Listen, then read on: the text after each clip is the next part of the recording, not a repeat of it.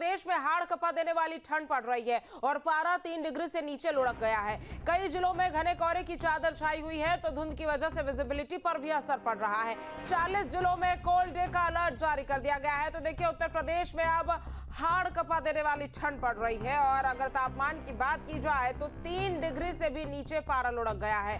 कई जिलों में घने कोहरे की चादर छाई हुई है जिस वजह से विजिबिलिटी काफी कम हो गई है, शून्य विजिबिलिटी हो गई है और देखिए इससे वाहन चालकों को भी दिक्कतों का सामना करना पड़ रहा है। 40 जिलों में कोल्ड डे का अलर्ट जारी कर दिया गया है। लोगों को अलाव का सहारा लेना पड़ रहा है, घर में दुबकने को लोग मजबूर है, स्कूलों की छुट्टियां हो गई है। ठंड की वजह से आम जनजीवन बुरी तरह से अस्त व्यस्त हो गया है। उत्तर प्रदेश की अगर खास तौर पर बात की जाए तो वहां पर जिस तरह से ठंड पड़ रही है उससे लोगों की मुसीबत भी बढ़ गई है, क्योंकि शीतलहर की वजह से ठिठुरन बढ़ रही है और जिस तरह से कोहरा बढ़ रहा है उस वजह से विजिबिलिटी पर असर पड़ रहा है। वाहन चालकों को और यात्रा करने वाले यात्रियों को काफी दिक्कतें हो रही है। 3 डिग्री से नीचे कई जगहों पर पारा जो है वो लुढ़क गया है।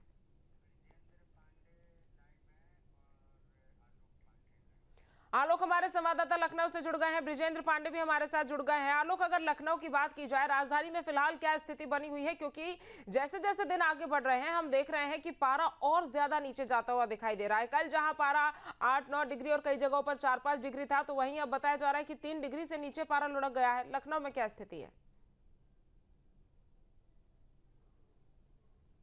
बिल्कुल, देखिए, अगर पिछले 3-4 रोज की बात करें तो राजधानी लखनऊ में ही जो टेम्परेचर पहले न्यूनतम 8 डिग्री और 9 डिग्री के आसपास था, उसके बाद धीरे धीरे करके 6-7 पे आ गया है और अब आने वाले समय पर 5 डिग्री और 5 डिग्री से नीचे भी जा सकता है।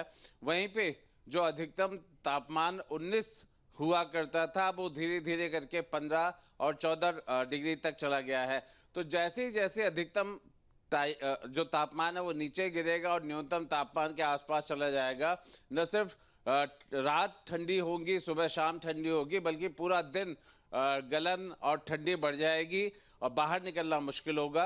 दूसरी बात यह है कि लगातार जो मौसम का पूर्वानुमान है वो यही है कि आने वाले कम से कम 1 हफ्ते में ये गलन भरी ठंड बढ़ेगी, जिसकी वजह है कि जो शीतलहर है वो लगातार चल रही है।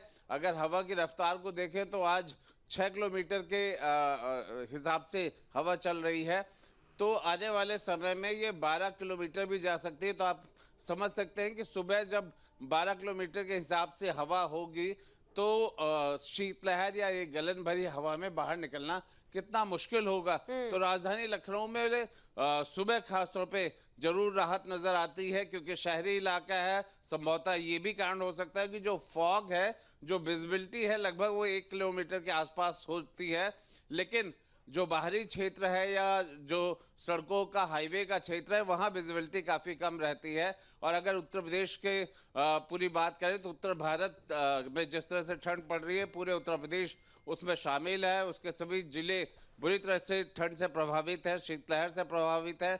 बच्चों को जरूर राहत दी जा रही है, क्योंकि आमतौर पर इस तरह की ठंड से बच्चों को बचाया भी जाता है। तो छोटे बच्चों के स्कूलों को बंद रखा गया है और उनके समय को भी लेकर के जिलाधिकारी को आदेश दिया गया है कि फैसला करेंगे आने वाले समय में कि किस तरह से बुलाया जाए या ठंड में क्या समय रखा जाए। और सरकारी आदेश भी इस ठंड को लेकर के पहले से ही दिए जा चुके हैं जिलों को। जी, महाराजगंज से ब्रिजेंद्र भी हमारे साथ बने हुए हैं। ब्रिजेंद्र, महाराजगंज की अगर बात की जाए तो आज महाराजगंज में ठंड की क्या स्थिति है? बिल्कुल, बता दें मौसम का तापमान दिन प्रतिदिन घटता जा रहा है। आज महाराजगंज में जो तापमान है वो 7 डिग्री के आसपास है, जिसकी वजह से ठंड ज्यादा महसूस की जा रही है। जो भी लोग सड़कों पर निकल रहे हैं, जो आम नागरिक है, वो बाकायदा कंबल, मफलर और टोपी लगाकर सड़कों पर निकल रहे हैं। बात की जाए जो वाहन सड़कों पर निकल रहे हैं, वो गाड़ियों की हेडलाइट हो, पार्किंग लाइट हो या फिर फॉग लाइट हो, उसको जलाकर निकल रहे हैं। जो गाड़ियों की रफ्तार कभी 80-120 हुआ करती थी, वो अब कहीं 40 के आसपास नजर आ रही है। मतलब यूं कहा जाए कि गाड़ियों की जो रफ्तार हुई है वो काफी हद तक धीमी चल रही है। और साथ ही साथ बात करें कि जो जिला प्रशासन की तैयारियां हैं चौक चौराहों पर अलाव जलाने की, तो चौक चौराहों पर अलाव जलाया जा रहा है। रैन बसेरों में समुचित व्यवस्था कराई गई है। साथ ही साथ जो जिलाधिकारी संतोष कुमार शर्मा हैं और रात के समय में जो भी रैन बसेरे हैं वहां पे औचक निरीक्षण करने के लिए निकल रहे हैं और सड़कों पर कोई भी व्यक्ति खुले में न सोए, इसका विशेष ध्यान रखा जा रहा है।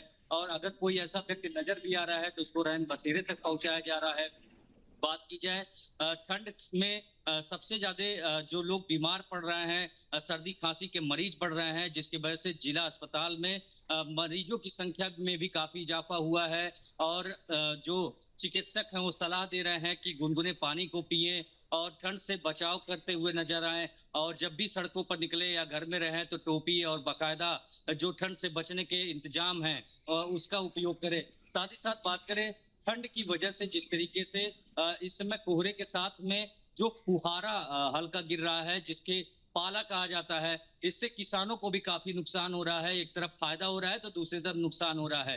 बात किया जाए अगर जो गेहूं की फसल लगाए हुए किसान हैं उनके लिए ये जो शीत है ये काफी हद तक फायदेमंद है। और जो लाही यानी जो सरसों का खेती करते हैं किसान, उनके लिए काफी नुकसानदायक है, क्योंकि ये जो फुहारे गिर रहे हैं शीत के, ये उसके लिए नुकसानदायक है। तो ये कहा जाए कि जो आने वाले समय में जिस तरीके से मौसम विभाग का पूर्वानुमान है कि आने वाले दिनों में ठंड का प्रकोप और बढ़ेगा, तो इससे सभी की चिंताएं बढ़ी हुई हैं। जी आलोक, 40 जिलों में भी ठंड का अलर्ट है और देखिए जिस तरह से बृजेंद्र ने बताया कि कैसे ये जो ठंड है वो कहीं ना कहीं किसानों के लिए फायदेमंद भी, एक तरफ लोगों का जीवन इससे परेशान हो रहा है, लोगों का आम जनजीवन बुरी तरह से इससे प्रभावित हो रहा है। लेकिन अगर बात की जाए 40 जिलों की जहां पर अलर्ट जारी किया गया है, वहां पर किस तरह से स्थिति रहने वाली है, क्योंकि देखिए लगातार ठंड बढ़ रही है और हम पिछले दिनों से जिक्र भी लगातार कर रहे हैं और देखा हर बार जाता है कि मकर संक्रांति के बाद ठंड जो है वो नॉर्मल होने लग जाती है, लेकिन अभी भी उसमें कई दिन बाकी है। तो किस तरह से आने वाले दिनों में 40 जिलों में अलर्ट है?